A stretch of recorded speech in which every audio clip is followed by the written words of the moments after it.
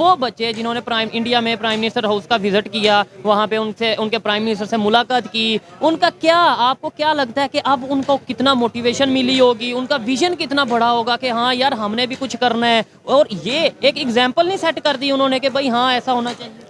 देखिए, चंद दिन पहले मैंने एक वीडियो देखी थी, उसमें मोदी साहब एक जगह जाते हैं स्कूल में, ठीक है, स्कूल में जाते हैं, वहाँ पे उनके लिए चेयर रखी होती है, तो बाकी जो बच्चे हैं ना वो नीचे बैठे होते हैं, वो सीढ़ियाँ बनी हैं, कारपेट बिछा हुआ है, वो मोदी साहब जाके कहते हैं कुर्सी उठा के खुद देते हैं, बच्चों के साथ बैठते हैं, कहते हैं आओ बच्चों मेरे साथ बैठ जाओ।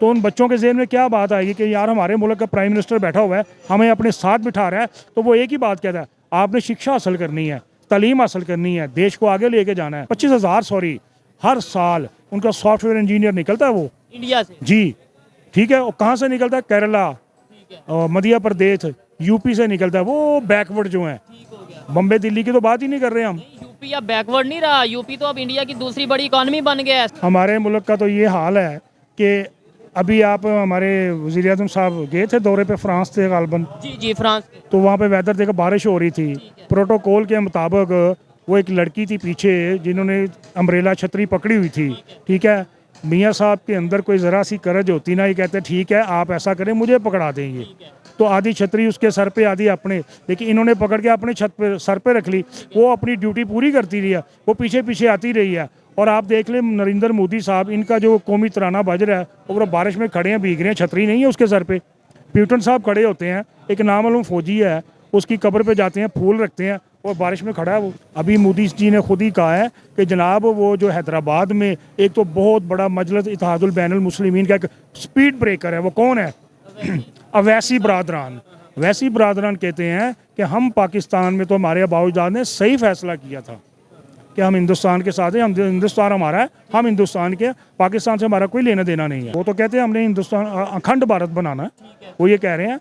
और ये एक बात याद, उनके जो मजहबी किताब है संस्कृत ग्रंथ, उसमें लिखा हुआ है कि ये सिंधु नदी, जब तक सिंध हिंदुस्तान में शामिल नहीं होगा हमारा देश मुकम्मल नहीं होगा। हम कहते हैं जी हमने कश्मीर को लेना, और आपने तो बांग्लादेश को छोड़ दिया था, हमसे वो ज़्यादा पाकिस्तानी और मुहब्बे वतन थे, उन्होंने कुर्बानियाँ दी थी। ये तो पाकिस्तान की तहरीक किसने चलाई थी? आपको गद्दार जिसको कहते थे, शेख मुजीब को, वो साइकिल पे जाता था फातिमा जना की कंपेन करने के लिए। जी तो दोस्तों, मैं हूं सुहेब चौधरी और आप देख रहे हैं मेरा और आपका YouTube channel real entertainment TV. Social media पे एक वीडियो वायरल हो रही है जिसमें इंडिया के प्राइम मिनिस्टर इंडिया के बच्चों को, यूथ को, स्टूडेंट्स को ना सिर्फ अपने ऑफिशियल रेजिडेंस में बुलाते हैं, उनसे मुलाकात करते हैं, बल्कि पूरे रेजिडेंस का विजिट भी करवाते हैं। दूसरी साइड पे अगर पाकिस्तान के यूथ की, पाकिस्तान के स्टूडेंट्स की बात करें और उनका इंटरेक्शन पाकिस्तान के लीडर्स के साथ बात करें, तो पाकिस्तान में मोस्टली जो यूथ है वो ये चाह रही है कि किसी तरीके पाकिस्तान से बाहर जाया जाए, विजिट किया जाए, लेकिन प्राइम मिनिस्टर हाउस का नहीं, पाकिस्तान से बाहर किसी कंट्री का। आज ये जो फर्क है एजुकेशन सिस्टम का, आज ये जो फर्क है लीडर्स के विजन का इंडिया और पाकिस्तान में, इसकी वजह क्या है, इसी के ऊपर पाकिस्तानी पब्लिक से ओपिनियन लेंगे, और जो मेरी पर्सनल ओपिनियन है वो भी मैं आपको बताऊंगा। चलते हैं वीडियो की तरफ और मिलते हैं वीडियो के बाद। अस्सलाम वालेकुम। वालेकुम सलाम जी। आपका नाम? आमिर अमीन। आमिर अमीन भाई, क्या करते हैं आप? मैं ग्रेजुएशन के बाद प्रॉपर्टी का काम ही करता हूँ। ठीक हो गया। अच्छा, जिस टॉपिक पे वीडियो रिकॉर्ड कर रहे हैं, टॉपिक बहुत ही इंटरेस्टिंग है। सबसे पहले तो हम जो हमारे प्रायोरिटीज़ हैं, पाकिस्तान के जो लीडर हैं, पॉलिटिशियंस हैं, खासतौर पे प्राइम मिनिस्टर हैं,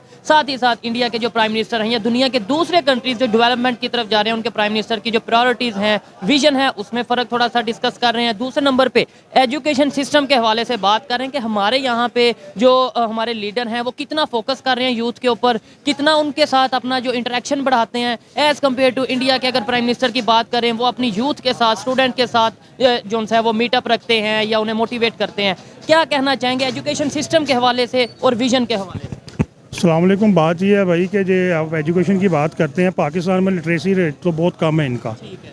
दुनिया में वाद मुल्क है ये ये श्रीलंका 88% है, ये 90% लगा लें।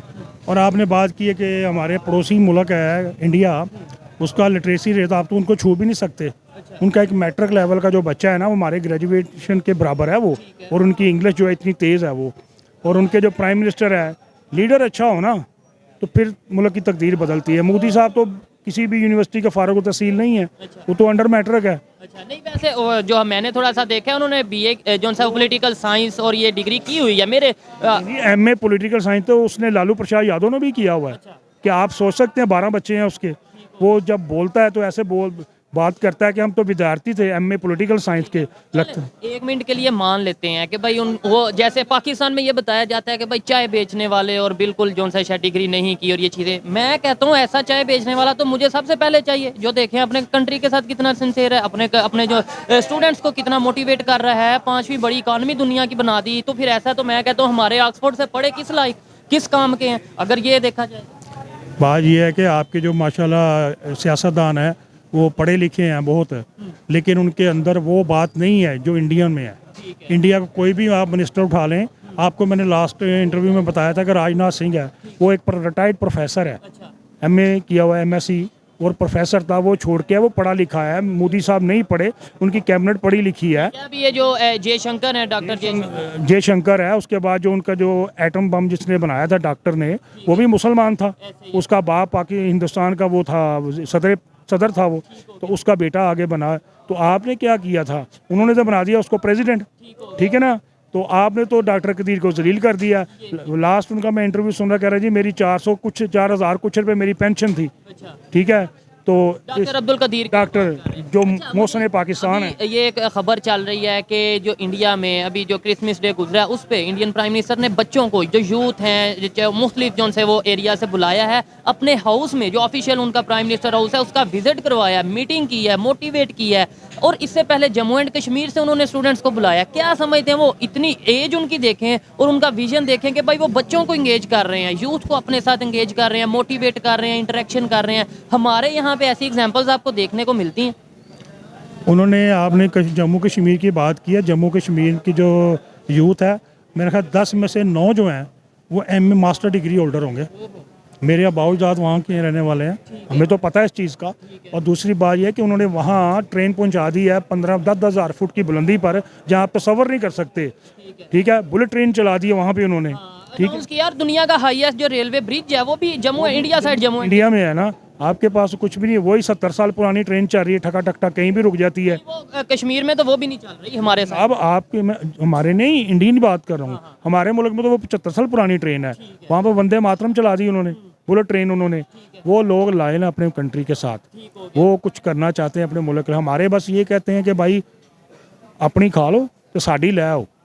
ये देखिए अब जो एजुकेटेड लोग हैं पाकिस्तान से, खासतौर पर जो इंटरनेशनल पॉलिटिक्स को या इंटरनेशनल लेवल पे जो चीज़ें हो रही हैं, डेवलपमेंट्स हो रही हैं, उसके ऊपर नज़र रखते हैं, वो इस चीज़ को मान चुके हैं, करंट अफेयर को जानने वाले कि भाई वहाँ पे डेवलपमेंट हो रही है। अब बात ये है कि भाई हमारे यहाँ पे क्यों नहीं हो रही। 76 साल हमें जो दुश्मनी बताई गई, हमें जो नफरतें बताई गई, अब उन्हें ख़त्म करके अगर आज वो डेवलपमेंट की तरफ जा रहे हैं, वो भी तो बताएं ना।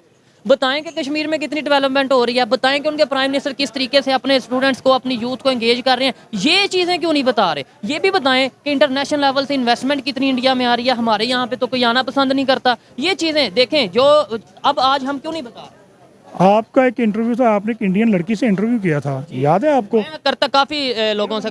तो वो क्या कह रही थी कि हमें तो पाकिस्तान के साथ अटैच होने की जरूरत ही नहीं है, हम क्यों? कश्मीरी लड़की थी, बिल्कुल कश्मीरी लड़की थी ना, और मुस्लिम लड़की थी, वो हिंदू नहीं थी वो, ठीक है। उसने कहा था पाकिस्तान के साथ अटैच होने की जरूरत नहीं है, हम तो उम्मीद लगा कश्मीर बनेगा पाकिस्तान, कश्मीर पाकिस्तान की शार आ गए, ये कायदे आज़म ने फरमाया था। हमारे 5 दरिया वहीं से आते हैं, आपका तो आधा पानी उन्होंने बंद कर दिया है, ठीक है ना। बगलियार डैम और पता नहीं, आपके पास तो एक भी नहीं है, आप तो काला बाग डैम नहीं बना सके, ठीक है। रही बात आप आ जाए एजुकेशन की तरफ, तो भाई एजुकेशन की बात है, ये जो एचिसन कॉलेज है, मेरा ख्याल है आप में से तो कोई वहाँ अंदर दाखिल भी नहीं हो सकता, किसी को दाखिले की इजाज़त। वहाँ पे सिर्फ नवाब सरदार जो है ना, टवाने मखतूम, उनको दाखिला मिलता है, उनको बच्चों को। वीआईपी जो लोग हैं उनके बच्चों को अंग्रेज़ ने इसलिए बनाया था कि यहाँ से जो पास होगा या फारुग तहसील होगा वो हमारा वफादार होगा, बाकी तो ये हम तो उनके नौकर हैं, गुलाम हैं। आप किसी स्कूल में चले जाएँ, यहाँ पे स्टैंडर्ड हो गए हैं, पंजाब कॉलेज देख लें आप, यूनिवर्सिटियाँ देख लें आप, लेकिन जो प्राइवेट कहाँ पढ़े हैं जी मैं गवर्नमेंट हाई स्कूल में पढ़ा हुआ हूँ।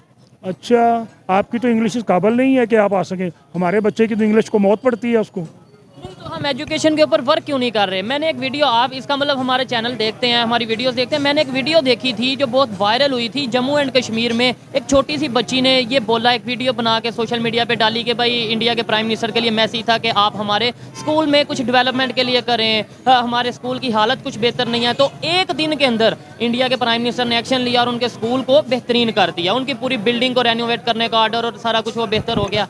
ऐसी चीज़ें हमें यहाँ पे क्यों नहीं मिलती? हमें क्यों नहीं पता चल रहा कि भाई एजुकेशन की बहुत वैल्यू है, एजुकेशन की वजह से हमारा एक विजन बनता है। आज अगर पाकिस्तान का प्राइम मिनिस्टर कहीं जाता है उसकी कितनी रिस्पेक्ट, या वो वहाँ पे जाके क्या करता है। इंडिया का प्राइम मिनिस्टर अगर किसी कंट्री में जाता है वो वहाँ पे जाके अपने इंडिया को कैसे रिप्रेजेंट करता है, क्या कहेंगे इसको? देखिए जी, आप रिस्पेक्ट की बात कर रहे हैं, अभी G20 समिट हुआ है ना, सारी दुनिया आई है वहाँ पे। मियाँ साहब फरमा रहे थे कि जी मैं होता तो पाकिस्तान में ही समिट करवाता, ठीक। और उसके बाद ये देख लें कि उन्होंने करवाया, बड़ा कामयाब रहा है। आप जाते हैं मांगने के लिए बाहर, ठीक है, वो कहते हैं जी अपने हालात मुल्क के ऐसे कर लें कि हम वहाँ इन्वेस्टमेंट करें, अरबों डॉलर की करेंगे आगे। लेकिन ये जो अब कशकोल उठा के ले आते हैं ना मांगने के लिए, ये ना करें। 25,000 सॉरी हर साल उनका सॉफ्टवेयर इंजीनियर निकलता है वो इंडिया से जी, ठीक है। और कहाँ से निकलता है? केरला, मध्य प्रदेश, यूपी से निकलता है। वो बैकवर्ड जो हैं, बम्बे दिल्ली की तो बात ही नहीं कर रहे हम। यूपी अब बैकवर्ड नहीं रहा, यूपी तो अब इंडिया की दूसरी बड़ी इकोनॉमी बन गया है, स्टेट जो आप सबसे बड़ा उनका जो स्टेट है वो है यूपी, और क्राइम रेट उसका 100% से ऊपर है वो क्राइम रेट। लेकिन अब ये कहा जाता है कि भाई जब से उनके जो नए वो चीफ मिनिस्टर आए हैं, योगी जी जिनका नाम है, उनके आने के बाद क्राइम को बड़ा कंट्रोल कर लिया गया। बिल्कुल किया। अभी 2 मुस्लिम थे वहाँ के, उनको भाई थे, उनको शूट आउट करवाया गया, पुलिस की निगरानी में मरवाया गया उनको, ठीक है। ये वही थे जब ये जेल में था और मनमोहन सिंह को वोट की ज़रूरत थी, वोट ऑफ कॉन्फिडेंस के लिए, तो इनको जेल से छुड़वाया गया था। इन्होंने उसकी सरकार बचाई थी। अभी मोदी जी ने खुद ही कहा है कि जनाब वो जो हैदराबाद में एक तो बहुत बड़ा मजलिस इत्तेहादुल बैनुल मुस्लिमीन का एक स्पीड ब्रेकर है, वो कौन है? अवैसी बरादरान। वैसी बरादरान कहते हैं कि हम पाकिस्तान में, तो हमारे अबाउजाद ने सही फैसला किया था कि हम हिंदुस्तान के साथ हैं, हम हिंदुस्तान हमारा है, हम हिंदुस्तान के, पाकिस्तान से हमारा कोई लेना देना नहीं है। तो ये तो उनकी लॉयल्टी है ना अपने कंट्री के साथ। और अगर उनके किसी MP की लॉयल्टी हो सकती है तो क्या उनका जो प्रधानमंत्री है, उनका वज़ीर आज़म है नरेंद्र मोदी साहब, वो तो सबसे बड़ा लॉयल्टी है। वो हिंदू कहता है मेरे हिंदुओं को जगा दो, ठीक है, मेरे हिंदुओं को जगा दो, मुझे भाई पाकिस्तान पे हमला करना है। पोक किसको कहते हैं हम? पाक ऑक्युपाइड कश्मीर को वो कहते हैं कि हमने ये भी हासिल करना है, ठीक है। मैं ये खबर बताता चलूं, और कई लोगों को पहले ही पता होगा, उन्होंने अब प्रॉपर अपनी पार्लियामेंट में इसके ऊपर एक बिल मंजूर किया है, या इसके ऊपर बात चल रही है। उन्होंने कहा कि भाई अब हम इसके लिए अब सोचेंगे, डेवलपमेंट का सोचेंगे, यानी आप समझ रहे हैं कि यहाँ पे आगे डेवलपमेंट की जाए। उन्होंने सीटें बढ़ा दी हैं पाकिस्तान साइड कश्मीर के लिए, बढ़ा दी हैं। अभी हमने CPEC शुरू किया था, उसको रोक दिया गया है। वो बिल्कुल जम्मू कश्मीर के पास से गुजरता है और ये चाइना की लाइफ लाइन है, ठीक है। अभी यमन में मैंने बोला था कि कप के जितना यमन है, और उसकी हिम्मत और ताकत कैसे हो गई। बरतानिया, फ्रांस, ऑस्ट्रेलिया, अमेरिकन आ रहे हैं कि हम तुम पे हमला करेंगे, कहते आओ, क्या उखाड़ लोगे हमारा? कुछ भी नहीं। कल उसने फिर मिसाइल मारे हैं। ये जो है ना इसराइल, इसने लास्ट कॉल किया नेतन्याहू ने प्यूटन को कि मेरी जान बचाओ, मेरी डील करवा दो, ठीक है। आपका जो नौजवान है यहाँ से जब डिग्री लेता है, वो कहता है मेरी पहली प्रायोरिटी है या तो मैं दुबई चला जाऊँ, या UK, कनाडा, लंदन, अमेरिका चला जाऊँ। और ये जो मुल्क है ये आपकी क्रीम लेके चले जाए। अरफा क्रीम एक लड़की होती थी, ठीक है, सॉफ्टवेयर के हवाले से बड़ा नाम, वाले से उसका बड़ा नाम था। लेकिन उसको जब उसकी मुलाकात हुई थी उससे, क्या नाम, बिल गेट्स से उससे मुलाकात हुई है, और बिल गेट्स से मुलाकात हुई है। उसके बाद उस लड़की की अचानक डेथ हो जाती है, मारी जाती है। और उसके बाद ये जो लड़की है दूसरी, जिसको बुलेट लगी थी, गोली लगी थी, वो चली गई है अपना अमेरिका चली गई थी। कभी अवार्ड भी मिला है जी, अवार्ड मिला है। वो कभी किस मुल्क में होती, कभी किस, लेकिन उसका जो इंचार्ज था, जो उसका उस्ताद था, जिसको आप मुअल्लम कहते हैं, जिसने उसको उर्दू इंग्लिश पढ़नी लिखनी सिखाई थी, ठीक है। वो तो अमेरिकन CIA का था।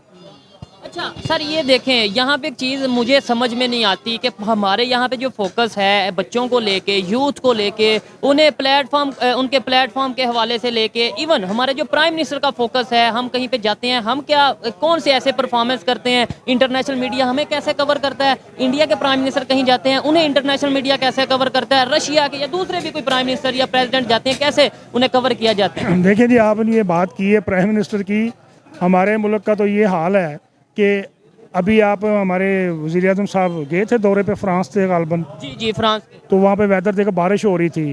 प्रोटोकॉल के मुताबिक वो एक लड़की थी पीछे जिन्होंने अम्ब्रेला छतरी पकड़ी हुई थी, ठीक है।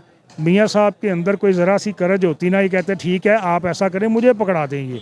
तो आधी छतरी उसके सर पे, आधी अपने, लेकिन इन्होंने पकड़ के अपने छत पे सर पे रख ली। वो अपनी ड्यूटी पूरी करती रही है, वो पीछे पीछे आती रही है। और आप देख लें नरेंद्र मोदी साहब, इनका जो कौमी तराना बज रहा है, और बारिश में खड़े हैं, भीग रहे हैं, छतरी नहीं है उसके सर पे। प्यूटन साहब खड़े होते हैं, एक नामालूम फौजी है, उसकी कब्र पे जाते हैं, फूल रखते हैं, और बारिश में खड़ा है वो, उसकी पब्लिक भी खड़ी है।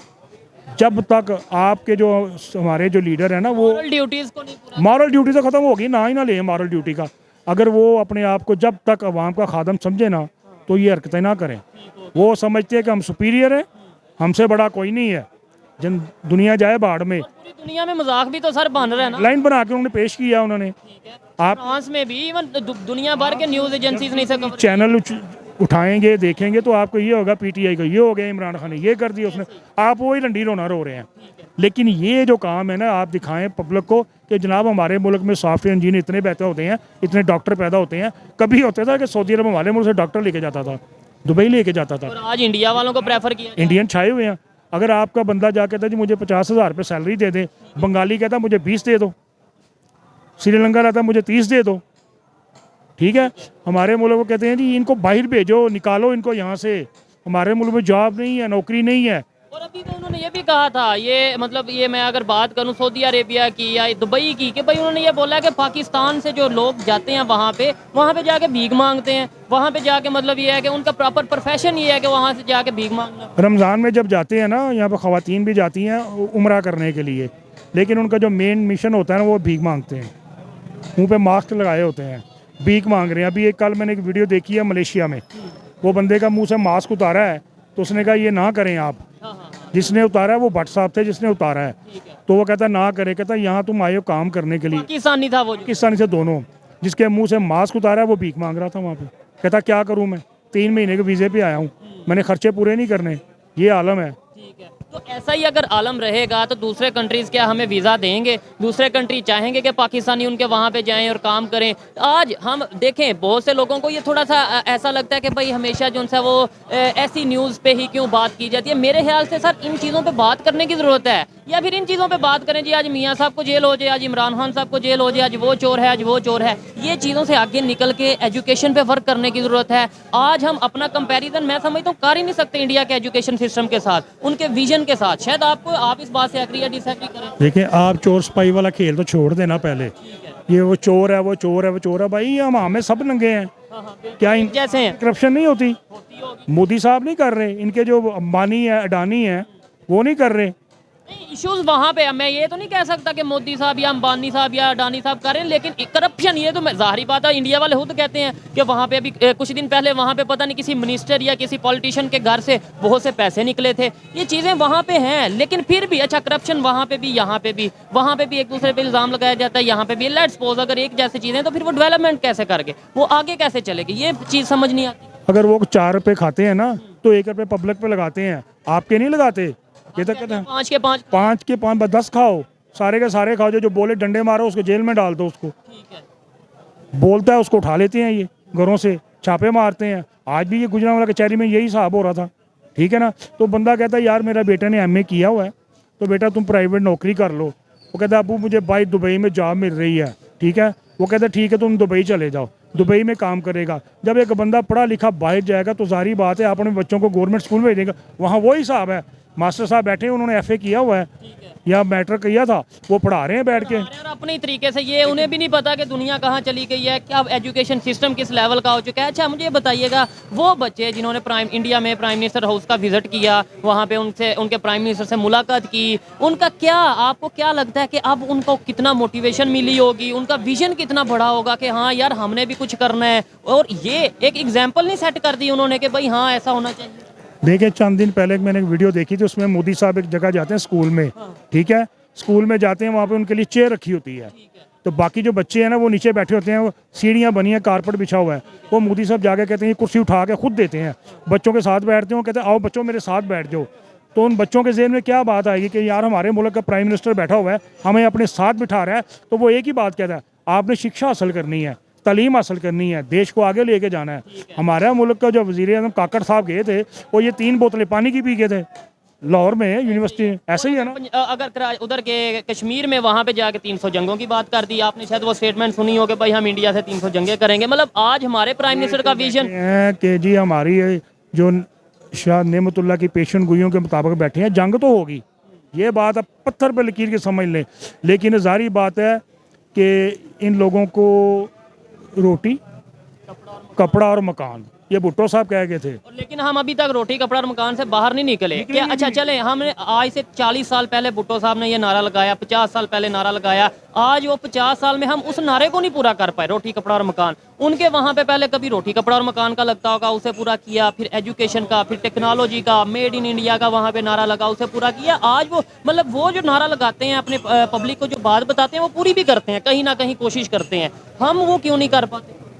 देखें आप, नारे तो वहाँ पे भी लगते हैं। नारे लगते हैं ना, लेकिन बात यह है कि इंडिया की, अभी मैंने बात की आपसे कि कश्मीर में उन्होंने जो तरक्याती काम किए ना, आपकी सोच नहीं है वो, आपकी वहाँ सोच नहीं, जहाँ पे वो मुल्क है ना, पहाड़ी इलाके हैं, वहाँ पे सड़कों का जाल बिछा दिया उन्होंने। हाँ, वो ये कहते हैं कि हिंदुस्तान के आइन में रहें, जो कहेंगे हम आपको देंगे, अगर इस टेबल की बाहर निकलेंगे ना आप, तो देशद्रोही कहलाएंगे आप। कानून से अगर आप कोई खिलाफ अभी आप बलूचिस्तान में देख रहे हैं, जो भी आज़ाद बलूचिस्तान की बात करता है, हमारी फ़ौज उसके घरों को आग लगा देती है, उनके मकान तोड़ देते हैं, ख़वातीन को मारपीट करते हैं, मिसिंग पर्सन जो है, ठीक है ना, वो बिल्कुल ठीक कर रहे हैं। देखें वो देखें ना, जब वो आवाज़ उठाते हैं तो मैं तो ये कहूँगा जो लोग अपने हक के लिए आवाज़ उठाते हैं, अगर कोई पाकिस्तान के खिलाफ या कोई भी किसी कंट्री से बिलोंग करता है, वो अपने कंट्री के आइन या कानून के खिलाफ चलेगा, वो तो एक्सेप्टेबल नहीं है। लेकिन जो अपने राइट की आवाज़ उठाते हैं बलूचिस्तान वाले, क्या वो गलत कर रहे हैं? आप मुझे नहीं, वो बिल्कुल ठीक, अपने हक तक लड़ें, सही है, लेकिन आप जब इनोसेंट लोगों को मारते हैं, हमारे जो फौजी भाई हैं उनको आप मारते हैं, उनको किलिंग करते हैं, उनकी यहाँ बैठे हैं कैफे में, को आता है फायरिंग करके चला जाता है, को बम फेंक के चला जाता है, तो जारी बात है वो नुकसान होता है ना। नुकसान होता है, नो डाउट, बहुत दुख होता, मुझे भी होता है, लेकिन वो उनकी जब बात सुनी जाए, ये मुझे बताएं, अच्छा पंजाबी क्यों नहीं ऐसा करते? आपको ये नहीं पता कि जब वहाँ पे सिंध में, कराची में या हैदराबाद, बलूचिस्तान में वो चेक करते थे, जिसके आईडी कार्ड पे पंजाब लिखा उसको निकाल के गाड़ियों से मारते थे। इसकी वजह क्या है? वजह नफरत। नफरत किसने फैलाई है नफरत? हाँ, इन लीडरों ने फैलाई है। यही बात है, क्योंकि उनके माइंड में ये यहाँ पे आते हैं पठान आते हैं, हम उनको कहते हैं ये तो पख्तून है, वो कहता है हमारा पंजाबी है तुम, भाई हम तो पाकिस्तानी हैं, तेरे आईडी कार्ड भी पाकिस्तानी आज के दौर में 2023 में भी हम पख्तून, पंजाबी, सिंधी और पठान और बलोच इन चीज़ों में फंसे हुए हैं। एक पाकिस्तानी का नारा या एक पाकिस्तान का नारा आज हम नहीं लगा पा रहे। 23 करोड़ 25 करोड़ की आबादी वाला कंट्री है, 1 अरब ठीक है, 1 अरब 40 करोड़ वहाँ पे आबादी है, वो कहते हैं इंडिया फर्स्ट। वो बिल्कुल सही, मजहब कितने हैं? बिल्कुल वो सही, वो तो कहते हैं हमने हिंदुस्तान अखंड भारत बनाना है, वो ये कह रहे हैं। और ये एक बात यार, उनके जो मजहबी किताब है संस्कृत ग्रंथ, उसमें लिखा हुआ है ये सिंधु नदी, जब तक सिंध हिंदुस्तान में शामिल नहीं होगा हमारा देश मुकम्मल नहीं होगा। हम कहते हैं जी हमने कश्मीर को लेना, और आपने तो बांग्लादेश को छोड़ दिया था, हमसे वो ज़्यादा पाकिस्तानी और मुहब्बे वतन थे, उन्होंने कुर्बानियाँ दी थी। ये पाकिस्तान की तहरीक किसने चलाई थी? आपको गद्दार जिसको कहते थे, शेख मुजीब को, वो साइकिल पे जाता था फातिमा जना की अपना कंपेन करने के लिए, ठीक है, और आपने जब उसको पकड़ा जेल में डाल दिया, और भुट्टो साहब को ये कहा गया था याहिया खान को कि ये बांग्लादेश 1 यूनिट नहीं तोड़ना। उस वक़्त ईस्ट पाकिस्तान और वेस्ट पाकिस्तान 1 यूनिट था, जैसे ही याहिया ने तोड़ा, ठीक है, और भुट्टो साहब ने 33 सीटें इनके पास थी, 80 सीटें उनके पास थी, तो उसको बनाए ना प्राइम मिनिस्टर, ठीक है। भुट्टो साहब कहते नहीं, हम ये आज ये इल्ज़ाम या हमारी बुक्स में ये पढ़ाया जाता है, आपको भी पता होगा कि भाई इंडिया ने साजिश कर दी, इंडिया ने बंगालियों को जो उनसे मुक्ति पानी तहरीक की अगर बात करें और बड़ा कुछ है, लेकिन हम जब रियलिटी देखते हैं या हम इंटरनेशनल जो उनसे वो सोर्सेज देखते हैं, आर्टिकल पढ़ते हैं, तो हमें पता चलता है बंगाली हमारे से तंग आ चुके थे। बंगाली तंग आ चुके थे। जब बंगाली लड़कियों के साथ आप ज्यादती करें, उनके कपड़े फाड़ें, उनको उठाएं, उनके बैंक लूटें और शोरूम से गाड़ियाँ चुराएं आप, ठीक है। हमारा जो ये एजुकेशन सिस्टम है तो लाड़ निकाले का है, उसमें तो पूरी तरह आपको बताया नहीं जाता। हम उधर मान कमीशन था, जब जनरल मुशर्रफ ने 2 ही पेज ओपन किए थे, थरथल्ली मच गई थी, तो बंद कर दिया गया था, केस कर दिया गया था, वो केस आज तक बंद है। अच्छा, बलूचिस्तान में भी आपको ये नहीं लगता वही सिस्टम नजर आ रहा है जो मिसिंग पर्सन की अगर बात करें तो? कराची में भी यही शुरू हुआ था जब वो अल्ताफ़ हुसैन था, उसकी तो कमर टूट गई। बलूचिस्तान ने ये काम शुरू किया, ये उस वक्त शुरू हुआ जब आपने इसको बुकटी को मारा गया। क्यों?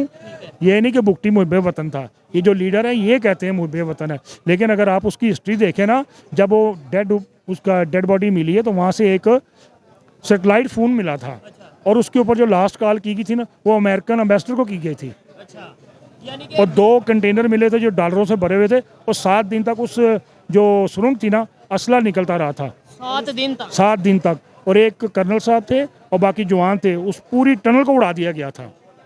मुशर्रफ साहब ने कहा था, जनरल साहब ने, कि सर, भाई ये ये 70 का दौर नहीं है, वहाँ से हिट करेंगे जब तुम सोच भी नहीं सकते। नहीं, वो देखें उन्होंने हिट किया भी, नो डाउट, लेकिन आपको नहीं लगता उससे पाकिस्तान और जो सा ओवरऑल सारे पाकिस्तान में नफरत कितनी फैली? बलूचिस्तान की अगर बात करें, वो लोग आज कितने मुतनफ़र हो चुके हैं पंजाबियों से। और मेरी जो समझ में आता है, वो राइट्स मांगते हैं, वो एजुकेशन मांगते हैं, वो गैस मांगते हैं, वो बिजली मांगते हैं, वो ये कहते हैं कि हमें यहाँ पे जॉब चाहिए, वो ये कहते हैं कि भाई हमारे यहाँ पे जो सी फैसिलिटीज़ हैं उनसे हमें भी फ़ायदा। मेरे ख्याल से तो वो ये डिमांड करते हैं। अगर आज ये जो डॉक्टर साहिबा वहाँ पे जाके प्रोटेस्ट कर रही हैं, वो भी यही कह रही हैं कि हमें मिसिंग पर्सन के बारे में बताया जाए।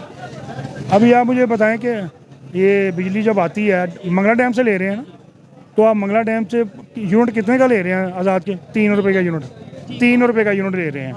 हमें कितने का दे रहे हैं आप? 35-40 का दे रहे हैं ना। वहाँ पे रॉयल्टी नहीं दे रहे पूरी आप। हाँ, तो ये देखें, फिर नफरतें तो बढ़ेंगी। नफरत बढ़ेगी ना। फिर आप आज़ाद कश्मीर में जाएं, वहाँ जाके बोले जी हम पाकिस्तान से आए हैं, ठीक है।